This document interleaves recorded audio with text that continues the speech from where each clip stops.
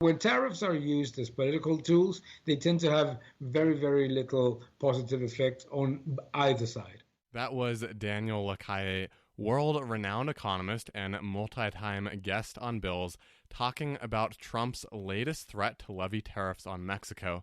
I hope you'll stay tuned for today's conversation. We're talking about those very tariffs and what has happened since then, and we're talking about the United States-Mexico-Canada agreement, the replacement for NAFTA.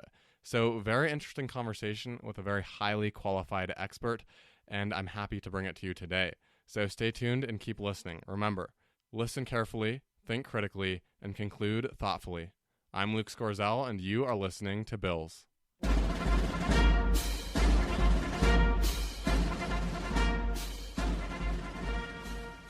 Hello and welcome back to Bills with Luke Scorzel. Today we welcome Daniel LaCalle, a PhD in economics, fund manager over in Spain, author of multiple books, including Escape from the Central Bank Trap, to the show.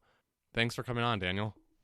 Thank you so much. Thanks for having me. Yeah, it's great to have you on, as always. I think this is the third time and the second time that we'll be talking about tariffs. So if you have some foundational questions about what tariffs are and how they work and why countries use them, feel free to head back, hit the pause button here, and go listen to that.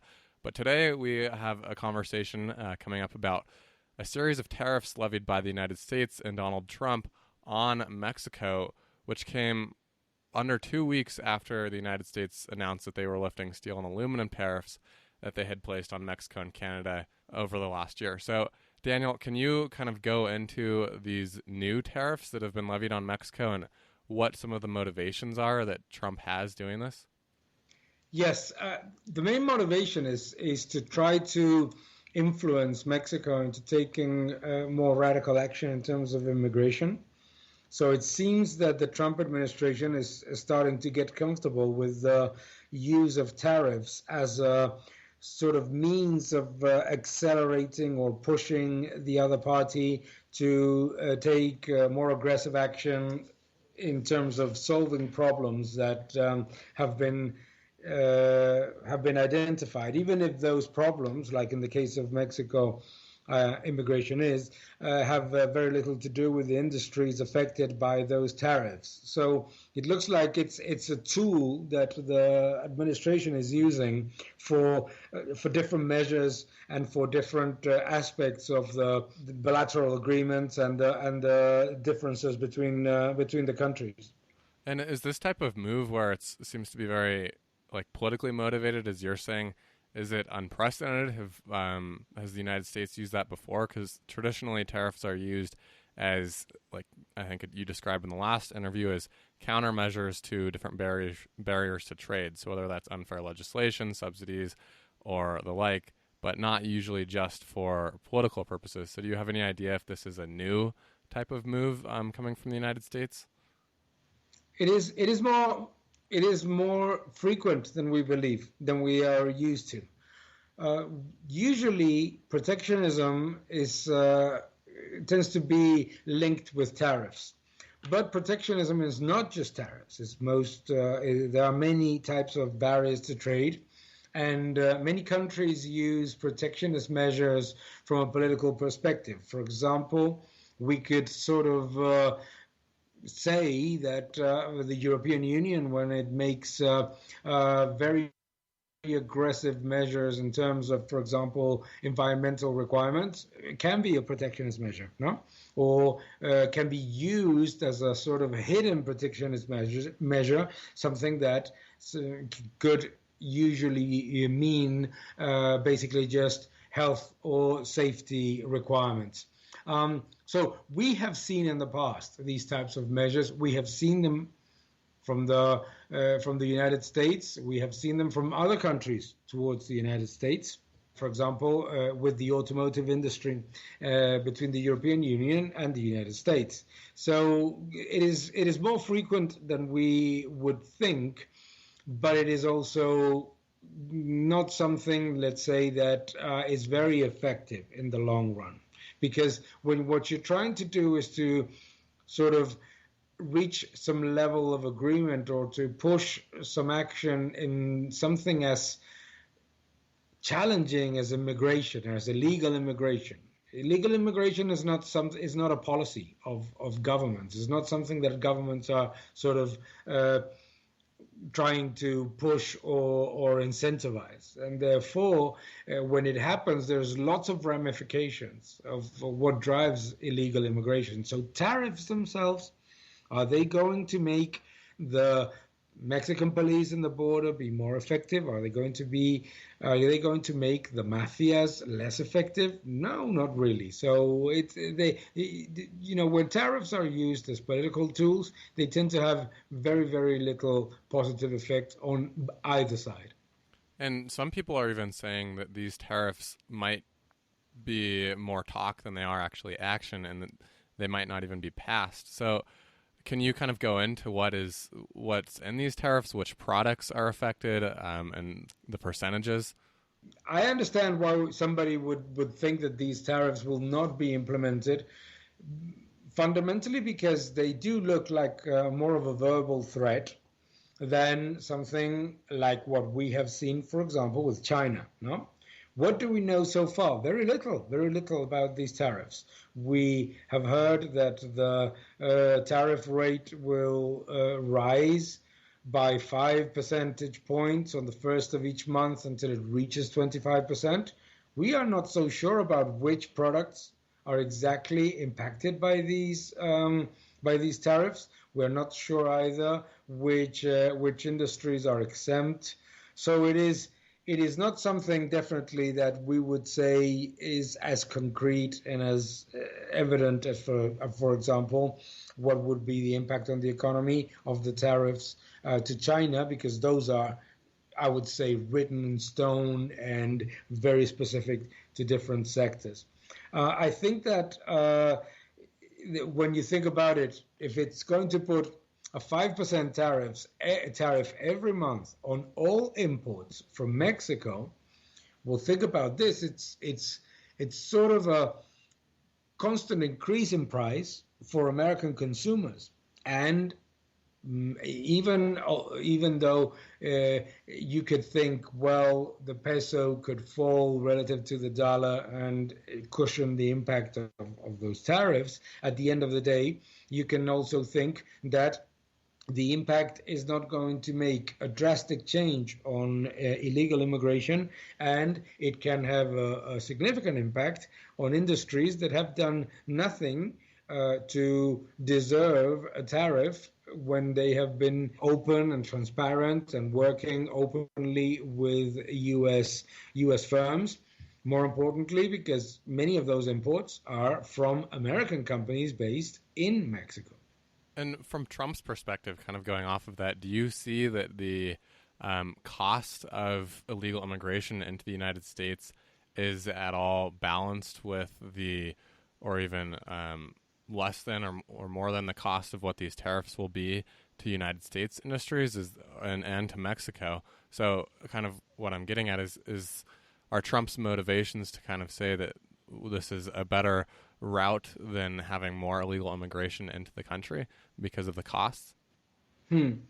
Well, obviously, I think that the motivation from the side of the Trump administration is to try to accelerate or strengthen the barriers from both sides of the border. No? So on one side, the internal policy of the Trump administration is already doing that, or trying to pass new legislations to strengthen the immigration controls on the U.S. side of the border.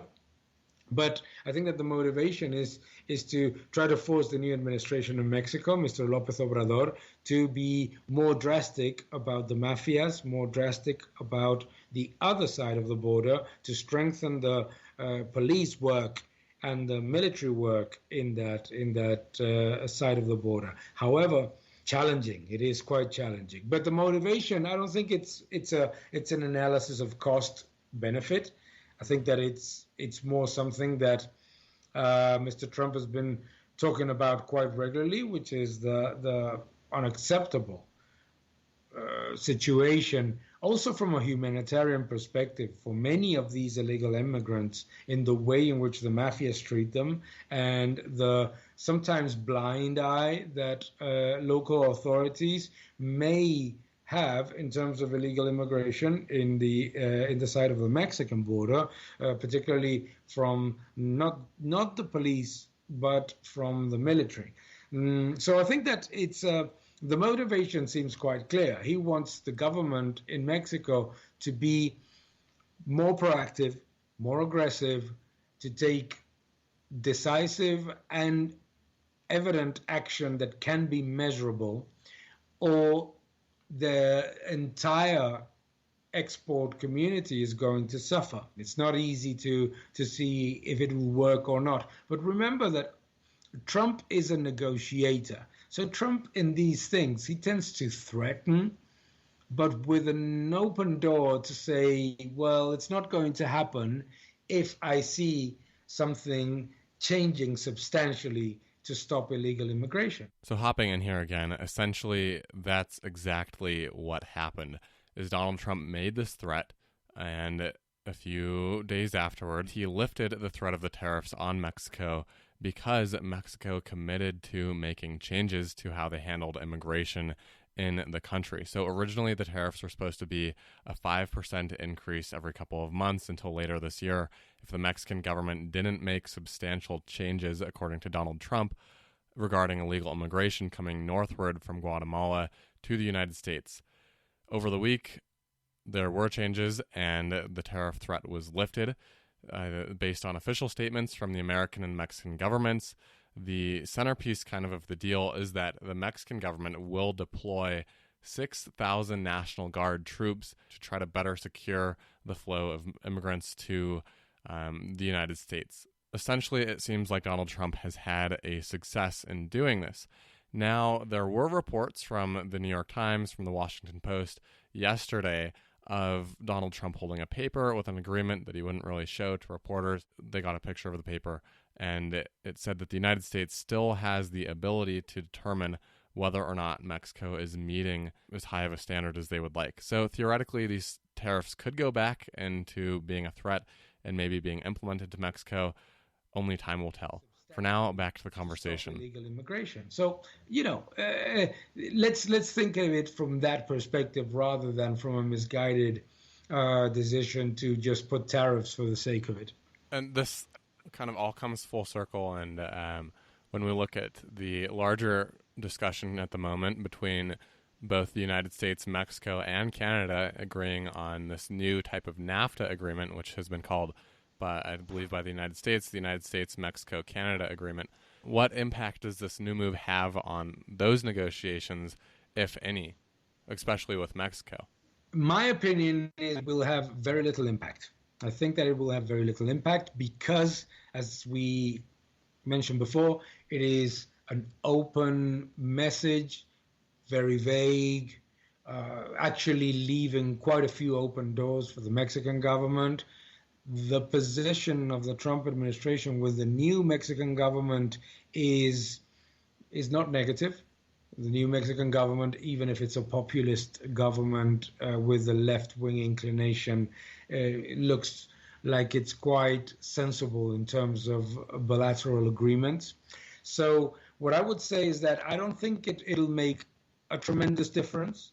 Although I have to say that the media in Mexico is taking it as a direct negative threat and a completely unacceptable move from the part of Mr. Trump, when the problem of illegal immigration has many ramifications and has many, let's say, different factors involved in it, including the way in which mafias and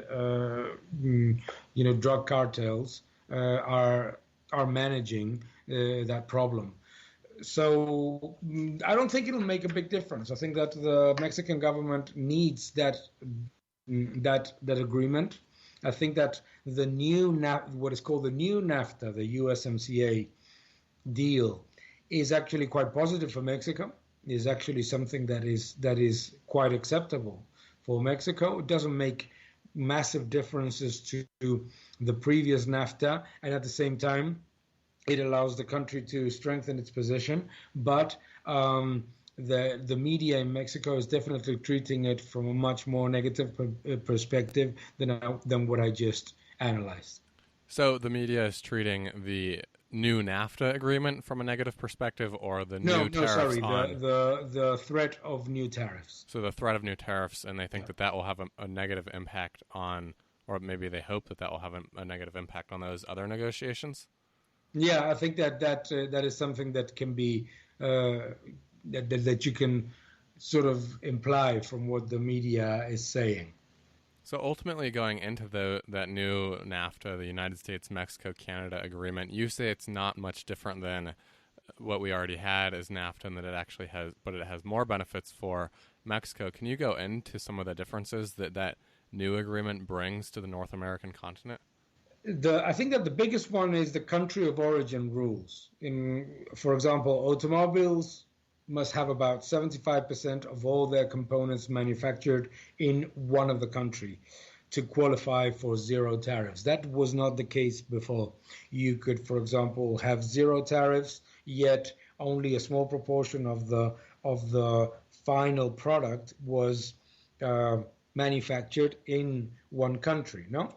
So this is an important factor, and this is a good thing for Mexico because value-added production would be moving to Mexico in some of those industries. No, so that is not a bad thing. It's not a bad thing for the United States either, because you would have more of the value-added production within the United States borders, and therefore an incentive to build factories in the United States. So that is sort of a cleaner sort of agreement rather than what existed before. Another important one is labor provisions. And this is a good thing also for Mexico, because it requires that about 40% of automobile parts have to be made by workers that earn a minimum of, I think it's about $16 an hour. So just hopping in there to give some more context and details into what Daniel is talking about here. He is correct. The United States-Mexico-Canada agreement, or the new NAFTA, will require that at least 40% of the value of passenger cars and 45% of the value of light trucks must be produced in North American facilities where the workers are making an average of $16 an hour or more, and this requirement is going to have to be met by 2020. Mexico's current minimum wage is just $5 an hour, $5.10, 102 pesos. So significantly less than what it will have to be for this new agreement. So anyways, back to the episode. That's another good thing. It reduces underemployment, or at least puts pressure on manufacturers to hire workers with better wages. U.S. farmers would get more access to the Canadian dairy market. That is a good thing as well, because by getting Canada to open the dairy market to U.S. farmers, it improves the situation for the United States farmers relative to others in Canada. No, very important as well. Difference: intellectual property. A clear deal in terms of extending the terms of copyright of software, of intellectual property. Remember that there is a big problem of counterfeit using unprotected licenses, etc., in some of those countries. No, so those are some of them. I think that in general it is not radically different, but it does include small things that improve the position of the voter base of Trump, the manufacturing states, and those industries in which wages are lower. For a listener who lives in one of these countries, the United States, Mexico, Canada, what impact will this have on their lives? Will it lower the cost of products? Will it increase the likelihood that they have work? What does it look like to just the average American, Mexican, or Canadian? To the average American, the USMCA, I don't think it makes much of a difference. I don't think it makes much of a difference in terms of price of goods. I don't think it makes much of a difference in terms of the availability of goods and services. That is not a problem. And remember that most of the provisions and most of the agreements are more on small things. I think that for industries that were deemed as on the process of obsolescence, or industries that were suffering from very poor margins and weak ability to export, I think that it's a good thing for the United States. I think it's a good thing for industries that were suffering quite dramatically from weakening their position, because other countries with much lower costs were able to produce a significant part of the different parts of a product, be it automobiles, be it and even for farmers. No, so in general, it's a small but not negligible improvement for the low added value industries and for farming that were suffering from the maybe aggressive competition of other countries with lower costs. And ultimately, this is a policy that Trump wants to be passed before the 2020 elections, because I guess he's hoping to use it as kind of this political tool.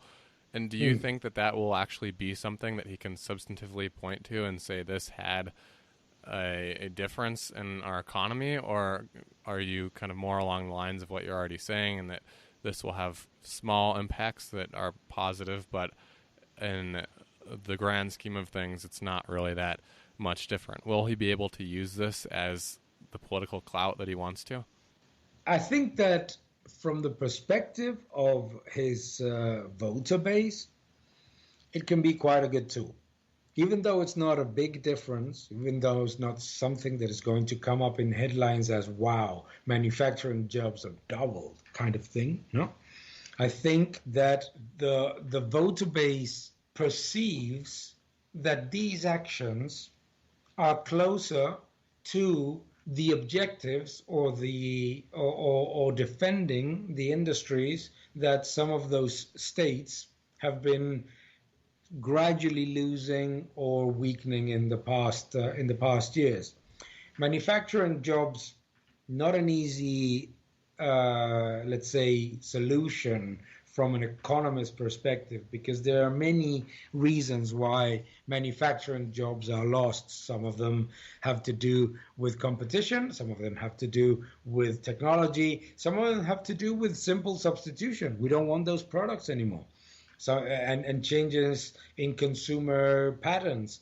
But I think that from the position of the voter base of the Republican Party and Mr. Trump in particular, these measures sort of get together into that message of Make America Great Again, even if the actual data does not necessarily say to us that they've had a meaningful impact. You see what I mean? It's more about sentiment rather that the administration is doing something about those industries and about farmers, about the automobile sector, about the mining sector, the steel sector. So I think it's more about finding that there is some level of support of those industries rather than the final figure. I find that in general, it is quite difficult that we can see a real, meaningful, and fully causational effect of these measures by the next election. However, it does seem to cater to the average voter in the sense of making people see, or at least believe, that the administration is doing something for those more, let's say, challenged sectors. Again, that was Daniel LaCalle, the second most influential economist in the world, according to Richtopia. If you enjoyed that conversation and you're thinking, wow, that doesn't seem like it's over yet, that's because it's not. I have several more conversations with Daniel coming up. One on the decision by the Trump administration to lift India's status as a developing nation, which has severe ramifications, and another on the updates to the China-United States trade war. Here's a little preview of my conversation with Daniel on China. The mainstream, particularly of economists, are talking to China as if China does not have any problem, but it is not true. You cannot have an economy that is strong and that is an important driver of economic growth long term with that level of overcapacity, that level of debt, and capital controls. You cannot. That was also a very interesting conversation. Additionally, I talked with Garrett Marquis, who is the spokesperson for the National Security Council. Here's a little clip from that conversation. It's clear, the president has said he's not seeking military conflict with Iran. And he's also said over the last year that we would welcome, the U.S. would welcome Iran into the world order of normalized countries. An inside look at what's going on in foreign policy within the Trump administration. If you want to hear any of these episodes, go over to theedgeofideas.com/subscribe, put in your email address and subscribe, or go to Apple Podcasts, Spotify, or wherever you get your podcasts and subscribe to Bills with Luke Scorzel. With that, I'm Luke Scorzel, and you are listening to Bills.